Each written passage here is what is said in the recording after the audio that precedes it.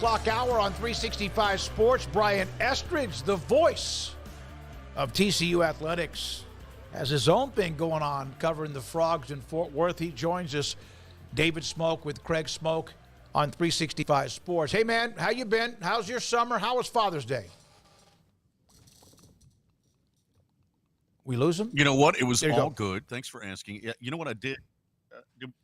You got me? Okay. Yep, we do. It's all good. You know, I've already made our reservations in Vegas. I hope that's okay, David. I've got our reservations that we're going to go to Joe's, get some crab, hang out. You cool with that? That's good. I can't wait. Let's do that on Monday or Tuesday because we're leaving. We're going to leave right after the show's over, I think, on Wednesday. So, hey, I got a question that has nothing to do really with TCU, but we were just bringing up Colorado and Shedeur and how many teams in the Big 12, if they didn't have to deal with perhaps some of the drama or high maintenance, would take Shedeur Sanders? How many would not take him? If they could have him right now, starting the summer, working out with them to be their starter this fall. So he doesn't come with his dad. It's just him. No, it's just Shedeur and straight up his talented quarterback. Oh, I think 12 of them would, wouldn't they? I think 12 to 14 of them, yeah. Who wouldn't take? Probably Arizona. Yeah. I mean, I don't know who wouldn't take. Yeah, they probably don't need him. Cam Rising at Utah. Would Utah? Yeah, I was. Well, if you know he's healthy. No, Utah doesn't need him. Arizona doesn't need him. Jalen Daniels, if he's healthy, Kansas doesn't need him. And there's maybe one or two more, but not many. No, he's better than most of the league. Yeah, I think you take him. I mean, but the problem is it doesn't come without strings attached. So, you know, you got a lot more there. You got a lot of drama you got to deal with. You know, if we're playing the what if.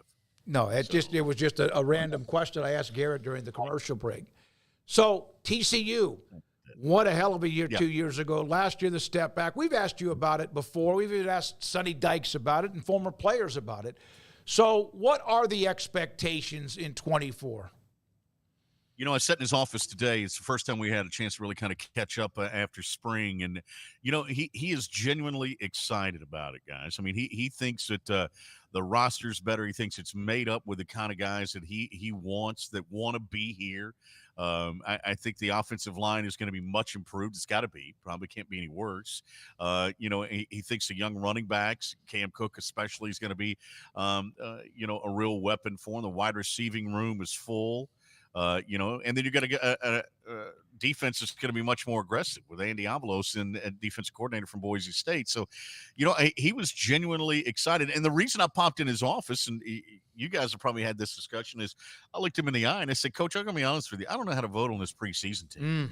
I mean, I don't know how anyone around the league can put together a preseason all-conference team knowing what we know or knowing the little bit that we know. It's just impossible. And then we started talking about, you know, who should be favorites in the league, who shouldn't. You know, you got to base it on what you saw last year.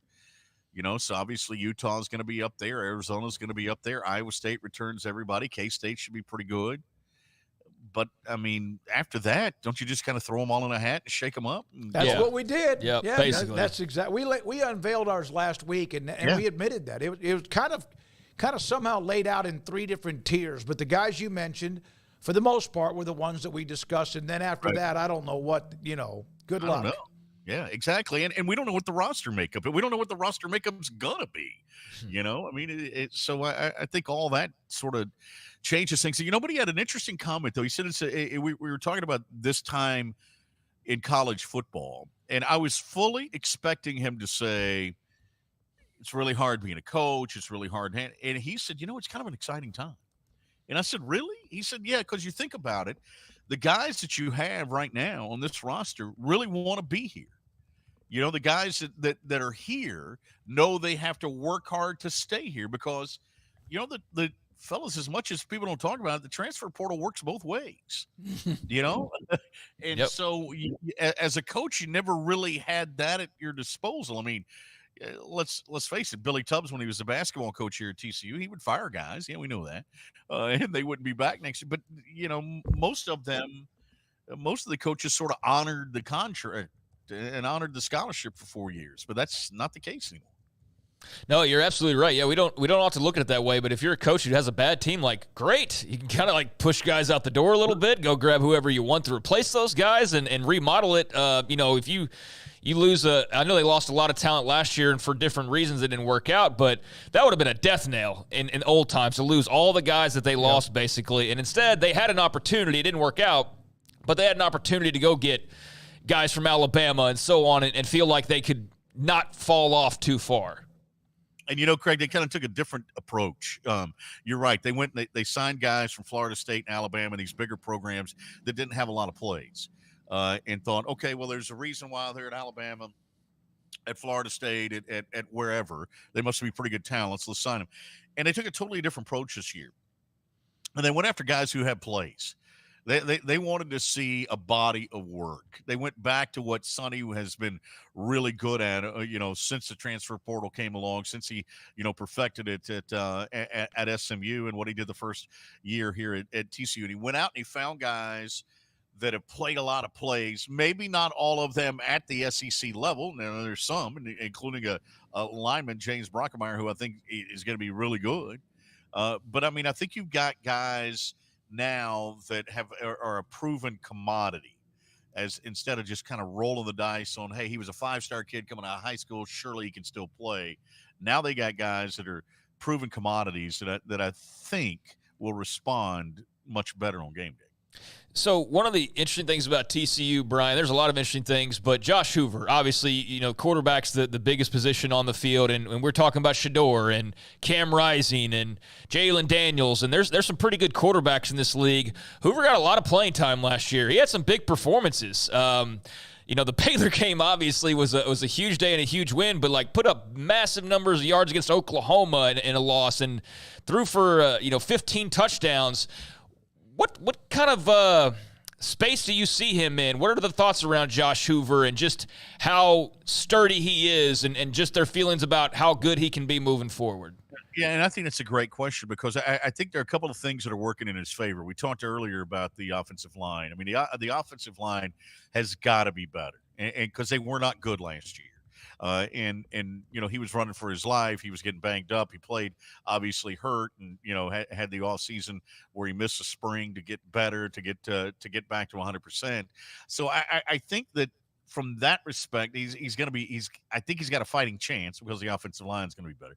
Wide receiving core is going to be good, and just having that year of experience under him. This is a guy. He's tough as nails. He's a great kid. But he studies and studies and studies, and he works hard at it. And you guys hear that about other quarterbacks I know around the league. But I think because of that, he's got a chance. The other thing I love about him is his dad was a linebacker at Colorado State, and he coached him from the other side of the ball growing up.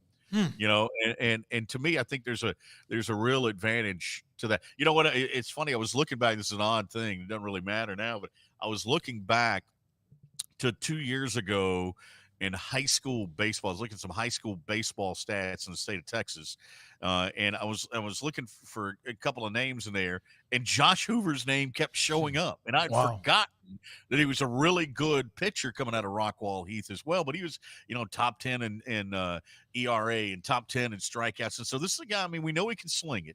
I don't think there's any question about that, and we know he's going to work hard at it. Can they keep him healthy?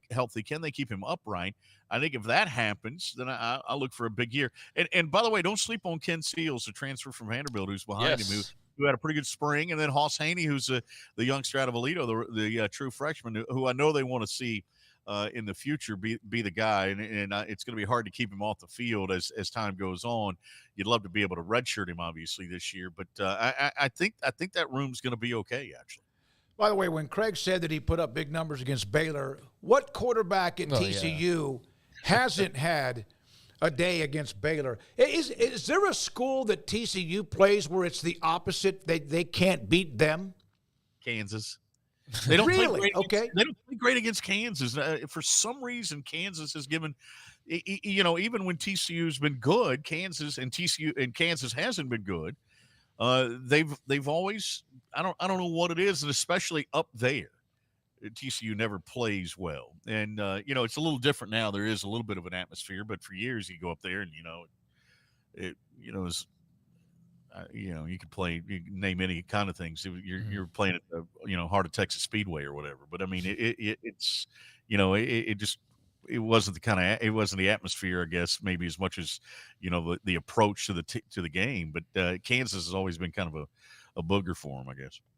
So where did you put TCU in your preseason rankings? That's a good question. Because I admitted this to Sonny. I debated, do I put him 5th or 6th? And I put him 5th. Okay. And I base that strictly on what I saw in the spring. That has nothing to do with the paycheck or where I sit on Saturdays. I I had to base it on what I'd seen. Right. I saw a much improved defense in the spring, and I saw an offensive line that I knew was going to be better. And so I thought to myself, all right, we're going to go 5 here. And because I was debating 5 or 6. But again, how do we know? How do we know between 5 and 12? That's going to be really, I mean, where do you put Central Florida? Central Florida is one that I'm still like, man, they could finish 2 or 3, but they could finish 10. West Virginia coming off the year they had when they win 9 games after they were picked dead last, especially like an idiot like me. And here's the other thing is, somebody's going to be better than we're giving them credit for. Like somebody's going to be that team that wins 7 or 8 games that you're not expecting, because that's typically how it happens too. Yeah. Right. And Oklahoma State, what do you do with Oklahoma State? Mm-hmm. Yeah. Yep. I mean, I'd never count that guy out. I mean, no. The guy can coach. How many of the, let's say, 100 media who turn in their ballots, we've asked this for about a week, it's been kind of just interesting to get the responses, will not have Utah and probably Kansas State at some point 1 and 2? Does that include you? Yes. That's okay. I have Utah 1 and I have Iowa State 2. Okay. Wow. Okay, good. I'm with you on Iowa State. I think they're back, correct? I mean, it literally isn't everyone back. Yeah, pretty much every single player. Yeah, I mean, the big difference I think for them is the OC change, but yeah, I mean, pretty much everybody's back. Yeah, and then I have Kansas State 3. Okay. Yeah, so, and that makes sense. Yeah, and teams that I have lower than other folks may for some reason, and I just can't. I've got BYU lower than probably other folks, and I got Texas Tech lower than other folks. Okay, yeah, Texas Tech's a curious one. You can make the case for them either way. They are a curious, but they won some close games last year, lost some close ones, but yeah, I got to ask you this though, Brian. Just in general with the conference, it's interesting. Are we talking about the All-State 12? Yes, I was going to ask you about why isn't that banner behind you on the wall? Yeah, I know. I should have sold that. Yeah, but I mean, what do you think about the All-State 12? If that in fact is what we're watching here in the near future, and I know private equity is a much more complicated conversation. It's not as black and white as we try to talk through. But what are your thoughts on Brett Yormark? And this is why you brought him in, right? Is to make moves and make money and do outside of the box things to help make up some ground. So what do you think? And I think this was a trial balloon. I think they floated it to see how we reacted to it, to see what people thought, for one thing. I love and this is not an original thought, I love the idea that someone had that I saw on some tweet, that what they should do instead of selling it to Allstate is sell it to Southwest Airlines and then just refer to it as the Southwest Conference. Yeah. There you go. Yeah. Let's bring the logo back and everything. Let's just call it the Southwest Conference again. Golly. I don't have a problem with it. That doesn't hang me up as much as PE does. When you get into private equity, and I know we're gonna have some PE guys that are listening that are gonna email me. But when I hear private equity, you know what I hear? Firings and closings and sales. Yeah. And so I worry that if PE comes in, they're gonna look up and they're gonna Cincinnati, West Virginia, Central Florida, Houston. Who name one? Oklahoma State. You guys aren't bringing anything to the table. You're gone. And I just don't think that that's how you operate, man. And that just scares me. And those guys want ROI, man. They want return on investment, and they don't like holding anything longer than 5 years. So you're gonna have to turn that. You're gonna have to flip that $1 billion around in 5 years. I just don't know if there's enough there. Yeah, we don't have the details of exactly. Like if that was available, they wouldn't need a private equity. If that was truly available, they wouldn't need private equity to help raise that money. Right, you're probably right. Yeah. I mean, if that was the case, if there was anything close to that, they wouldn't need to go that direction. Yeah, and it's also a case of, because you're right, we don't have the detail. Is it true private equity where you're dealing with a company that that does this, or is this just simply investors? It's a big difference, because if you've got investors and you can get emotion involved, and emotion can be a good thing when it comes to college football. PE has no emotion. They don't care about the individual. They don't care about the school. They don't care about the colors. They don't care about any of that. It is strictly a transactional relationship. The color they care about is green. Exactly. Yeah. I think transactional relationships in college sports are where we get in trouble. Yeah, and that's one of the things it seems like with all of what's happened business-wise, financially, revenue, et cetera, we've lost a little bit of that. There's still the emotion, but it's more like an angry, or we're better than you, or we're not good enough. That's the part about the innocence which is lost in college football, is that true passion and emotion of loving the damn game. Yeah, and the atmosphere. Yeah, and there was an attitude among a collegiality among leagues and among schools that was there. You think about the Big 12 for years. The Big 12 and partnered up with the Mountain West on certain things, and or kind of brought them along. They were part of the football officials group and things like that. There's always been these relationships that have been out there. They're gone. Now it's the wild, wild west. And so, I mean, if Oklahoma can leave Oklahoma State, it doesn't matter anymore. Relationships do not matter. And I think that's bad. Yeah, no, and we're seeing that more and more. And whatever it is down the stretch, anything else for Brian? No, Craig? I think I've covered a lot. Look forward to it. What do you have planned? I know you are buckled in all the time because of all your stuff you do for the school, but you have other things you're doing as well. What do you have? Anything in particular? Trip you're taking? Anything? Well, I'm going to be in Vegas with you. We're going to go eat at Joe's. We'll get we'll get some crab claws. I'm going to plan on doing that. And then I got a daughter going to college in the fall, so I got to get her to Atlanta. She's going to play softball at Emory.